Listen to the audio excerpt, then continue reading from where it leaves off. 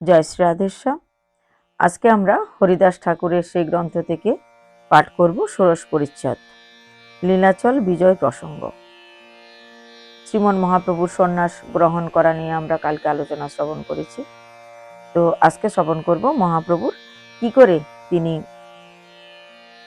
উড়িষ্যা প্রদেশে জগন্নাথ ধামে প্রবেশ করলেন, অর্থাৎ নীলাচলে প্রবেশ করলেন। গৌরহরি দক্ষিণ দেশ বিজয় করিয়া শ্রীক্ষেত্রে ফিরিয়াছেন। দক্ষিণের সমস্ত দেশ ভ্রমণ করে তিনি শ্রীক্ষেত্রে যখন ফিরলেন, এই শুভ সংবাদ পেয়ে গেলেন আমাদের বাংলার নদিয়া শান্তিপুরের লোকজন। নদিয়া এবং শান্তিপুরের অর্থাৎ বাংলার সমস্ত ভক্তবৃন্দরা যখন এই সংবাদ পেয়ে গেলেন যে আমাদের গৌরহরি তিনি শ্রীক্ষেত্রে ফিরে এসছেন, সেখানে অবস্থান করছেন, এই সংবাদ শুনতে না শুনতে চারিদিকে ছড়িয়ে পড়ল। ভক্তবৃন্দ সবাই গিয়ে শান্তিপুরে অদ্বৈত মহাপ্রভুর বাড়িতে ভিড় করতে লাগলেন। সবাই মিলে একটাই আর্জি নিবেদন করতে লাগলেন, চলুন আমরা সবাই মিলে যাই শ্রীমন মহাপ্রভুর সঙ্গে দেখা করতে লীলাচলে। আমরা সবাই মিলে যাব, সবাই মিলে যাব, সবাই আর্জি নিবেদন করছেন, দেখা করতে চাইছেন মহাপ্রভুর সঙ্গে। তো অদ্বৈত মহাপ্রভু বললেন, ঠিক আছে, আমরা সবাই মিলে তাহলে মহাপ্রভুকে দর্শন করার জন্য যাব উড়িষ্যা, জগন্নাথের রথযাত্রার আগে। তো যাব সবাই মিলে। সিদ্ধান্ত হলো। ধীরে ধীরে একদিন হরিদাস ঠাকুর গেলেন। হরিদাস ঠাকুর গিয়ে বলছেন যে অদ্বৈত মহাপ্রভুকে, যে আপনারা সবাই তো যাবেন মহাপ্রভুকে দর্শন করতে, কিন্তু আমারও তো খুব ইচ্ছা মহাপ্রভুকে দর্শন করতে যাই, তার চরণ অনেক দিন দেখি না, বহুত ইচ্ছা হয় যে তাকে দর্শন করি, তাকে ছাড়া প্রাণ ধারণ করা যেন অসহ্য হয়ে পড়েছে। কিন্তু কি করে আমি শ্রীক্ষেত্রে যাই? শ্রীক্ষেত্রে আমি কি করে যাব? আমি যে জবনজাতি, আমি যে সেই ক্ষেত্রের ভিতরে প্রবেশ করতে পারবো না, নিকটে যেতে পারবো না, মন্দিরের কাছাকাছিও যেতে পারবো না। তা আমি প্রভুর সঙ্গে কি করে সাক্ষাৎ করব? খুব ইচ্ছা আমার প্রভুর সঙ্গে সাক্ষাৎ। তখন অদ্বৈত মহাপ্রভু বললেন হরিদাস ঠাকুরকে যে তুমি চিন্তা করিও না। কেন তুমি যাবে না? তুমি যেরকম ব্যাকুল মহাপ্রভুর সঙ্গে দেখা করতে, গৌরহরির সঙ্গে সাক্ষাৎ করার জন্য, তোমার হৃদয় যেরকম ব্যাকুল, ঠিক সেরকম মহাপ্রভু হৃদয়ও তোমার সঙ্গে দেখা করতে ব্যাকুল। তো আমি যদি যাই, তুমি অবশ্যই যাবে, অবশ্যই আমি তোমাকে নিয়ে যাব, তুমি কোনো চিন্তা করো না, তোমাকে আমি অবশ্যই নিয়ে যাব। যদি তুমি যাও তবেই আমি যাব, তুমি না গেলে তো আমিও যাব না। আর সবাই যদি যায়, তুমি যদি না যাও, তাহলে আমার গৌরহরি কি প্রসন্ন হবে? আমার গৌরহরি তো খুব দুঃখ পাবে। হরিদাস ঠাকুর বললেন যে আমি তো শ্রীক্ষেত্রের কাছে থাকবো না, তাহলে আমি থাকবো কোথায়? অদ্বৈত মহাপ্রভু বললেন, তোমাকে কোথায় থাকতে দেবে, তুমি কোথায় থাকবে, সেই চিন্তা তো তোমার আর আমার নয়। আমাদের চেষ্টা হচ্ছে মহাপ্রভুর কাছে গিয়ে পৌঁছানো, কিন্তু সেখানে যাওয়ার পর কাকে কোথায় থাকতে দেবে, কিভাবে রাখবে, সেই চিন্তা তো প্রভুর। তার উপরে ছেড়ে দাও সবকিছু, কেবল নিশ্চিন্ত মনে আনন্দ করো যে আমরা সবাই মিলে যাব শ্রীক্ষেত্রে মহাপ্রভুর দর্শনে। খুবই আনন্দিত হইল। হরিদাস ঠাকুর নিশ্চিন্ত হলেন, এতদিন পরে গিয়ে আমি আবার প্রভুর দর্শন লাভ করতে পারবো, প্রভুর দর্শন লাভ করবো এতদিন পরে। খুব আনন্দিত হলেন। জ্যৈষ্ঠ মাসের শেষে প্রায় 400 নদিয়াবাসী ভক্ত সঙ্গে অদ্বৈত প্রভু দুর্গম পথে পদব্রজে লীলাচল যাত্রা করিলেন। তো জ্যৈষ্ঠ মাসের প্রায় শেষের দিকে 400 লোক সঙ্গে নিয়ে নদিয়া থেকে যাত্রা করলেন অদ্বৈত মহাপ্রভু সমস্ত ভক্তদেরকে নিয়ে দুর্গম পথে লীলাচলে যাত্রা করলেন। ঠাকুর হরিদাসও সঙ্গে আছেন। এই তাদের প্রথম লীলাচল যাত্রা। এতদিন থেকে কোনো ভক্ত এই মহাপ্রভুর দর্শনে যাননি উড়িষ্যা, এই প্রথম তারা একসঙ্গে যাচ্ছেন। পরম আনন্দে তারা পথ অতিক্রম করছেন। খুব সুন্দরভাবে তারা মহাপ্রভুর গুণকীর্তন করতে লাগলেন। যথাসময়ে তারা শ্রীক্ষেত্রে পৌঁছালেন। নদিয়ার ভক্তবৃন্দকে পাইয়া শ্রী গৌরহরি খুবই আনন্দিত হলেন। গৌরহরির খুব আনন্দ, এতদিন পর আবার পুনর্মিলন হলো, আবার সবাইকে দেখতে পাইলেন। কৃতকৃত্য হয়ে গেল তার হৃদয়, সবাইকে দেখছে, আলিঙ্গন করছে, খুব আনন্দ হচ্ছে, সবারই সম্মান করছে প্রভু, খুব আলিঙ্গন করছে। কিন্তু এতজনকে দর্শন করে এত আনন্দের ভিতরেও প্রভু যেন কাউকে খুঁজছেন, যেন এদের ভিতরে কাউকে খুঁজছেন। কাউকে না পেয়ে, কাউকে না দেখতে পেয়ে যেন তার অন্তরের বেদনা ফুটে ফুটে উঠছে। কিন্তু কাকে কাকে খুঁজছে শ্রীমন মহাপ্রভু? মহাপ্রভু হরিদাস ঠাকুরকে খুঁজছে। কেননা এই যে ভক্তবৃন্দ সবাইকে প্রভু আলিঙ্গন করেছেন, সবাই একসাথে আছে, সেইখানে কেবল একজন নেই, তিনি হচ্ছেন হরিদাস ঠাকুর। তাহলে হরিদাস ঠাকুর কোথায়? হরিদাস ঠাকুর শ্রীক্ষেত্রে না এসে তার থেকে অনেক দূরে তিনি থাকলেন। দূরে থেকে তিনি মহাপ্রভুর কাছাকাছি এসছেন, যেন আনন্দে তিনি হরিনাম করছেন। আরে আমি তো প্রভুর কাছাকাছি এসে গেছি, আনন্দ করছেন। যদিও সাক্ষাৎ হয়নি তবু আনন্দ করছে আর প্রভুকে স্মরণ করছে। তো প্রভুর এই ইচ্ছা যখন অন্য ভক্তবৃন্দরা জানতে পারলেন যে প্রভু সবার মাঝখানে এতজনের মধ্যে খুঁজে বেড়াচ্ছে, কোথায় হরিদাস, কোথায় হরিদাস, হরিদাসকে আসেনি আমাকে দেখতে, হরিদাসকে এলো না, প্রভুর এই মনের কথা যখন জানলেন, কয়েকজন ভক্ত দৌড়ে গিয়ে হরিদাস ঠাকুরকে বলছে, আরে হরিদাস, তুমি কেন এত দূরে আছো? দেখো প্রভু তোমার চিন্তা করছে, প্রভু তোমাকেই খুশ করছে, তোমাকে দেখার জন্য, তোমাকে আলিঙ্গন করার জন্য প্রভুর হৃদয় বিগলিত হচ্ছে। চলো চলো, প্রভুর সঙ্গে দর্শন করবে, চলো। তো হরিদাসকে যখন বলছে প্রভু তোমার সঙ্গে মিলিত হতে চায়, তো হরিদাস তখন করজোরে নিবেদন করছেন। হরিদাস করজোরে কি বলছেন? হরিদাস ঠাকুর বলছেন, মই নিচ জাতি ছাড়, মন্দির নিকটে যাইতে নাহি অধিকার, নির্বৃত্তে টোটা মধ্যে যদি স্থানখানি পাও, তাহা পরি রহ একা কালে গোয়াও। কারণ কাছে কেন যাইতে চাইছে না? আমি নিচু জাতি, মন্দিরের নিকটে যেতে পারবো না। যদি নির্ভীতে, নিরিবিলি জায়গায় একটা টোটা, টোটা শব্দের অর্থ হচ্ছে বন, যদি একটা বন বা একটা বাগান পাই, তবে সেখানে নির্ভীতে নিরিবিলি স্থানে আমি পড়ে থাকবো এক কোনায়, সেখানে আমি কাল অর্থাৎ সময় অতিবাহিত করব। জগন্নাথের সেবক যাহা পোষ্য নাই হয়, দূরে থাকবো, এত দূরে থাকবো যেন জগন্নাথের সেবায়তগণ আমার সঙ্গে কোনো পোষ্য না হয়, অনেক দূরে থাকে আমার থেকে, বা আমি তাদের থেকে অনেক দূরে থাকি। তাহা পরি রোহ মোর, এই বাঞ্ছা হয়। চৈতন্য চরিতামৃতর মধ্যখণ্ডে। তো আমি সেখানে নিরিবিলি জায়গায় থাকবো, যেখানে জগন্নাথের পাণ্ডাদের সঙ্গে আমার স্পর্শ হবে না, বা দূরে দূরে থাকবো। তা আমার এই ইচ্ছা বা এই বাঞ্ছা কোনো এক বনে নির্বৃত্ত কারণে আমি থাকবো একা। তো ভক্তগণ দৌড়ে গিয়ে হরিদাস ঠাকুরের এই কথাগুলো মহাপ্রভুকে জানালেন। প্রভু, সে তো কাছে আসছে না, সে তো এখানে আসছে না, সে বলছে কোথাও নিরিবিলি জায়গা, একটা টোটা বা বাগান, একটা বন পেলে সেখানে থাকবে, সেখানেই আপনার সঙ্গে সাক্ষাৎ করবে, তার মনের এক ইচ্ছা। এই মনের দন্যতা সূচক ইচ্ছা জেনে মহাপ্রভু পরম আনন্দ লাভ করলেন। আরো তার প্রতি যেন আকর্ষণ বেড়ে গেল, দেখো আমার কি প্রিয় ভক্ত। তো মহাপ্রভু আনন্দিত হলেন। মহাপ্রভু কি করলেন? গোপীনাথ আচার্যকে ডাকিয়া শ্রীমন মহাপ্রভু আদেশ দিলেন, তুমি নদিয়ার ভক্তবৃন্দকে সঙ্গে নিয়ে যাও, তাদের থাকার সুব্যবস্থা করো। বেণীনাথ পট্টনায়ককে ডেকে বললেন, তুমি যাও, এদের সবার প্রসাদের ব্যবস্থা করো। কাশী মিশ্রকে নির্ভীতে ডেকে শ্রীমন মহাপ্রভু বললেন, আমার নিকটেই পুষ্পের উদ্যানে একখানি ঘর আছে পরম নির্জনে, সেই ঘর আমাকে দেহ, পাছে প্রয়োজন নির্ভীতে বসিয়া যাহা করিব স্মরণ। তাহলে কাশী মিশ্রকে ডেকে কি বললেন? আমার নিকটে এই পুষ্পবন, বনের উদ্যান, আমার কাছাকাছি একটা পুষ্পবনের উদ্যান আছে, সেখানে একটা ঘর নির্জনে আমাকে দাও, সেখানে আমি বসবাস করব।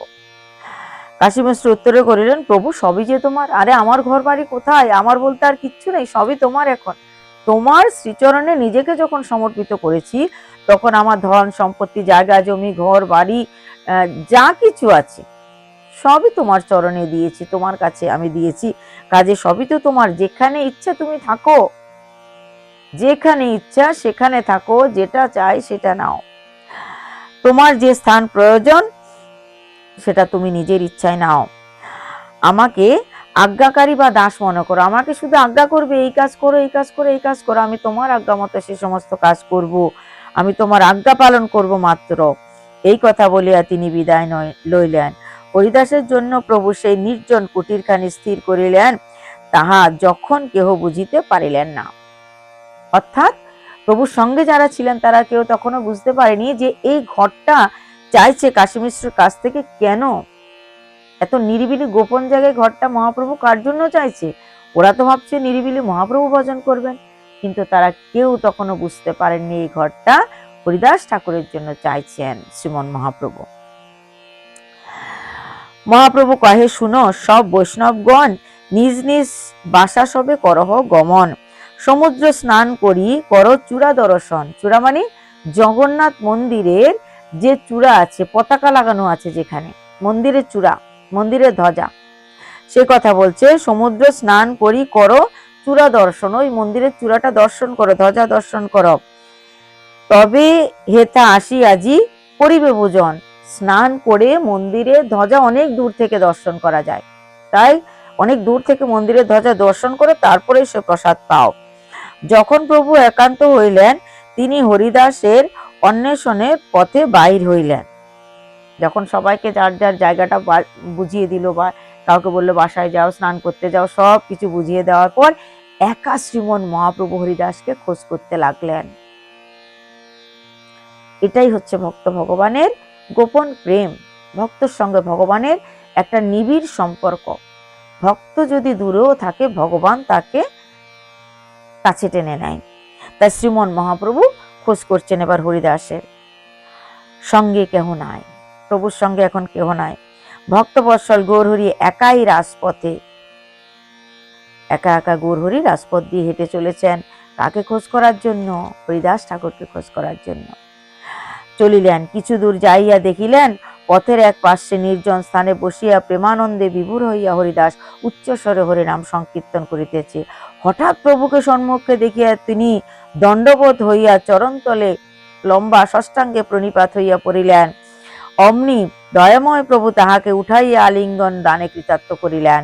প্রভু ও ভৃত্য দুইজনেই প্রেমাবশে অধীর হইয়া প্রেমাশ্রু বর্ষণ করিতে লাগিলেন। উভয়ের অঙ্গ, উভয়ের নয়ন জলে ভাসিয়া সিক্ত হইয়া গেল। কি অপূর্ব সে দৃশ্য, কি মধুর সে ভাব! প্রভুর গুণ স্মরণ করিয়া এবং তাহার সে অযাচিত কৃপার নিদর্শন পাইয়া হরিদাস প্রেমে আকুল হইয়া উচ্চস্বরে ক্রন্দন করিতে লাগিলেন। ভক্ত বৎসল গৌর সুন্দর হরিদাসের দৈন্য আত্মী দেখিয়া বিষম হইয়া প্রেমানন্দে ঝুরিতে লাগিলেন। দুইজনে প্রেমাবশে করিয়া ক্রন্দন। প্রভু গুণে ভৃত্য বিকল, প্রভুর ভৃত্য গুণে, প্রভু ভৃত্যের গুণে বিহ্বল হয়ে পড়লেন, আর ভৃত্য প্রভুর গুণে বিহ্বল হয়ে পড়লেন। কি দারুণ তাদের সংযোগ! হরিদাস কিছুক্ষণ পর আত্মস্মরণ করিয়া কান্দিতে কান্দিতে প্রভুর চরণে নিবেদন করিলেন, প্রভু আমাকে স্পর্শ করিও না, আমি নিচু জাতি, স্পর্শ করার অযোগ্য।